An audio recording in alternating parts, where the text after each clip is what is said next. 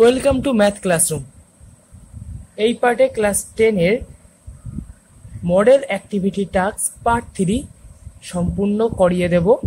ভিডিওটি পুরো দেখো, আশা করি সব অঙ্কই খুব সহজভাবে বুঝতে পারবে। চলো শুরু করা যাক। একের দাগটা বলছে, যুক্তি দিয়ে প্রমাণ করো যে বৃত্তস্থ চতুর্ভুজের বিপরীত কোণগুলি পরস্পর সম্পূরক। দেখো, এটা একটা উপপাদ্য, তোমাদের ক্লাস 10 এর অঙ্ক বইয়ের 164 পৃষ্ঠায় আছে। 164 পৃষ্ঠায় উপপাদ্য 34। তোমরা এখন বই থেকে করে নিও। এই উপপাদ্যটা এখন বোঝাতে গেলে ভিডিওটা অনেক বড় হয়ে যাবে, তাহলে তোমরা বই থেকে করে নিও। পরের ভিডিওটাতে আমি এই উপপাদ্যটা বুঝিয়ে দেবো। ওকে, চলো দুয়ের দাগের অঙ্ক বলছে, দুটি বৃত্ত পরস্পরকে সি ও ডি বিন্দুতে ছেদ করেছে। ডি ও সি বিন্দুগামী দুটি সরলরেখা একটি বৃত্তকে যথাক্রমে এ ও বি বিন্দুতে এবং অপর বৃত্ততে ই ও এফ বিন্দুতে ছেদ করে।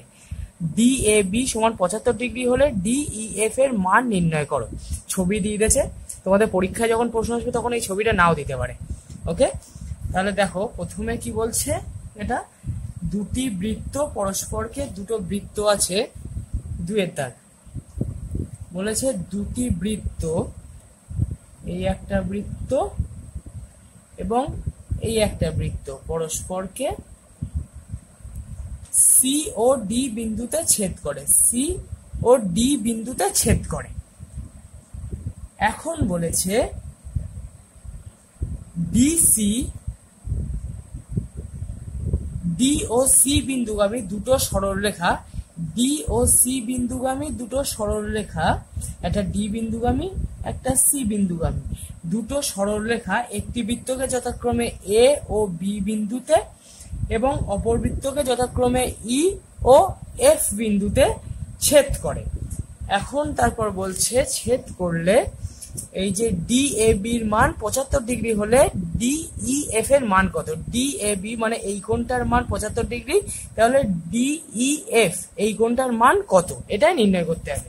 তাহলে এখানে কি বলে দিয়েছে, এই দুটো রেখা যদি যোগ করা হয় তাহলে ডি এ বি, এই যে ডি এ বি এই কোণটার মান বলে দিয়েছে 75 ডিগ্রি। বের করতে হবে কত? ডি ই এফ মানে এই কোণটার মান কত।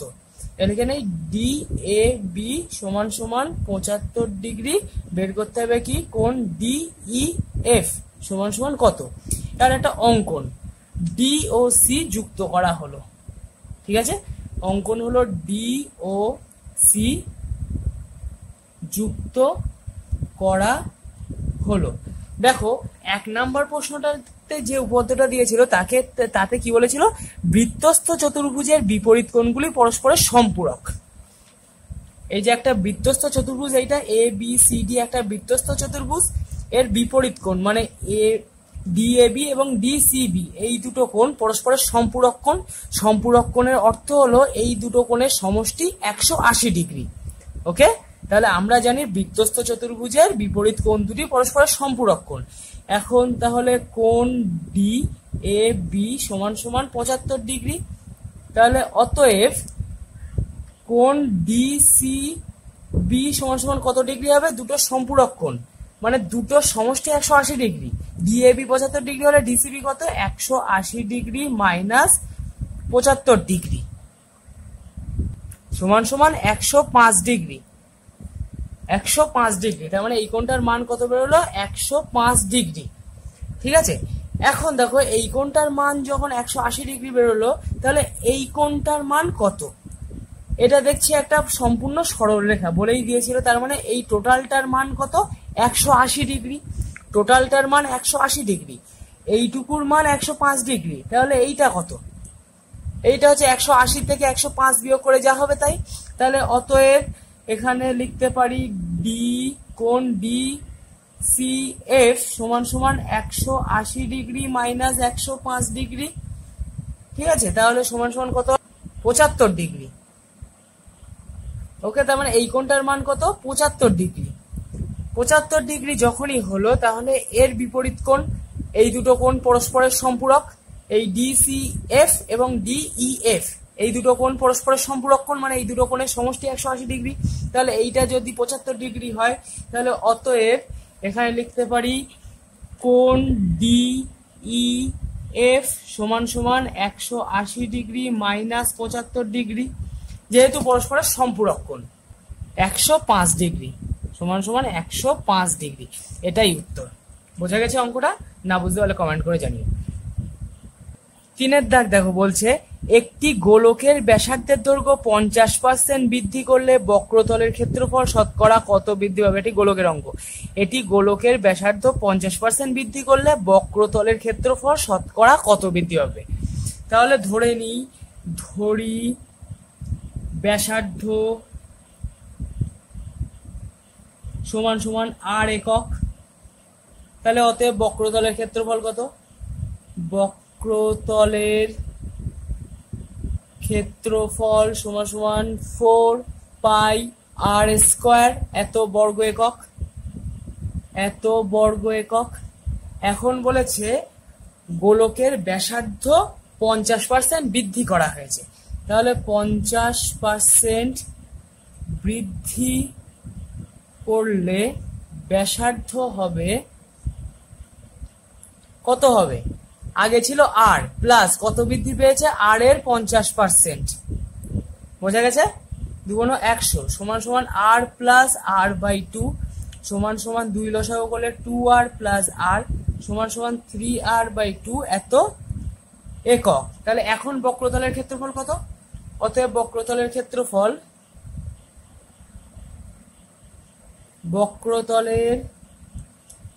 ক্ষেত্রফল সমান সমান 4 পাই r স্কয়ার। r স্কয়ার মানে 3r/2 তার হোল স্কয়ার মানে 9r স্কয়ার বাই 4, 4 কেটে গেলে 9 পাই r স্কয়ার এত বর্গ একক। ঠিক আছে?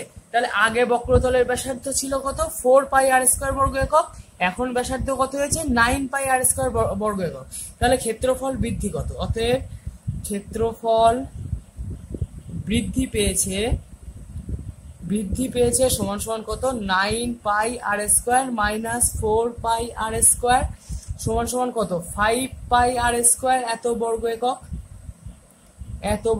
ক্ষেত্রফল বৃদ্ধি পেয়েছে, তাহলে ক্ষেত্রফল শতকরা কত বৃদ্ধি পেয়েছে? অতএব ক্ষেত্রফল শতকরা বৃদ্ধি পেয়েছে সমান সমান কত পেয়েছে? বৃদ্ধি পেয়েছে 5 পাই r স্কয়ার, কার মধ্যে? আগে যেটা ছিল প্রথমে 4 পাই r স্কয়ার, যেহেতু শতকরা বের করতে হয় গুণ 100, পাই r স্কয়ার কেটে গেল, 4 দিয়ে গেলে 4 25 100 সমান সমান 5 25 125%। তাহলে ক্ষেত্রফল শতকরা কত বৃদ্ধি পেয়েছে? উত্তর হবে 125%। 4 দাগটা বলছে দেখো, একটি অর্ধগোলাকৃতি গম্বুজের ভূমিতলের ব্যাসের দৈর্ঘ্য 42 ডেসিমিটার। গম্বুজটির উপরিতল রং করতে প্রতি বর্গমিটার 35 টাকা হিসেবে কত খরচ পড়বে?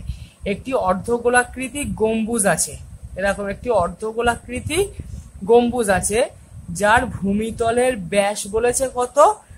42 ডেসিমিটার। তাহলে তারপরে বলেছে এর উপরিতল, এই যে উপরিতল পুরোটার রং করতে 35টা প্রতি বর্গমিটার 35 টাকা হিসাবে কত খরচ পড়বে? তাহলে এর ক্ষেত্রফলটা বের করবো। তাহলে এখানে ভূমির ব্যাস সমান সমান 42 ডেসিমিটার। তাহলে অতএব ব্যাসার্ধ কত? ব্যাসার্ধ r = 42/2 ডেসিমিটার সমান সমান 21 ডেসিমিটার সমান সমান, এখানে দেখো উত্তর চেয়েছে মিটারে প্রতি বর্গমিটার, তাহলে এখান থেকে মিটারে নিয়ে আসবো। 21 ডেসিমিটার সমান সমান 2.1 এত মিটার। বোঝা গেছে? ডেসিমিটার থেকে মিটারে যেতে হয়েছে, 10 দিয়ে ভাগ করতে হবে। এখন তাহলে এর ক্ষেত্রফল কত? এর উপরিতল রং করতে হবে, মানে উপরিতলের ক্ষেত্রফল, সমগ্রতলের ক্ষেত্রফল না, বক্রতলের ক্ষেত্রফল। অতএব এখানে লিখবো গম্বুজটির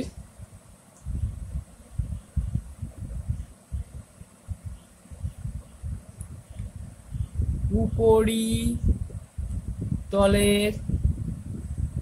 ক্ষেত্রফল সমান সমান 2 পাই r স্কয়ার, আমরা জানি এত বর্গমিটার সমান সমান 2 ইন্টু পাই মানে কত? 22 এর 7 ইন্টু r স্কয়ার মানে 21/10 ইন্টু 21/10, মানে আর যেহেতু 2.1টাকে লিখতে পারি 21/10, আর যেহেতু স্কোয়ার আছে তাই দুবার 21/10।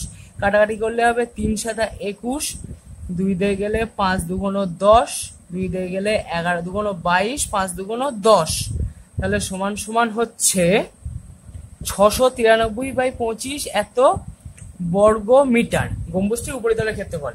এখন প্রশ্নে বলেছিল দেখো প্রতি বর্গ মিটার 35 টাকা হিসাবে কত খরচ করে রং করতে। তাহলে 1 বর্গ মিটারে খরচ হয় কত? এখন 1 বর্গ মিটারে খরচ হয় 35 টাকা। তাহলে এত বর্গ মিটারে কত খরচ হবে? 693/25 বর্গ মিটারে খরচ হয় 35 × 693/25। 5 দিয়ে গেলে 5 × 5 = 25, 5 × 7 = 35, সমান সমান 4851/5। এটা ভাগ করলে হবে 970.20। তার মানে সমান সমান এখানে লিখতে পারি 970 টাকা, 970 টাকা 20 পয়সা। বোঝা গেছে?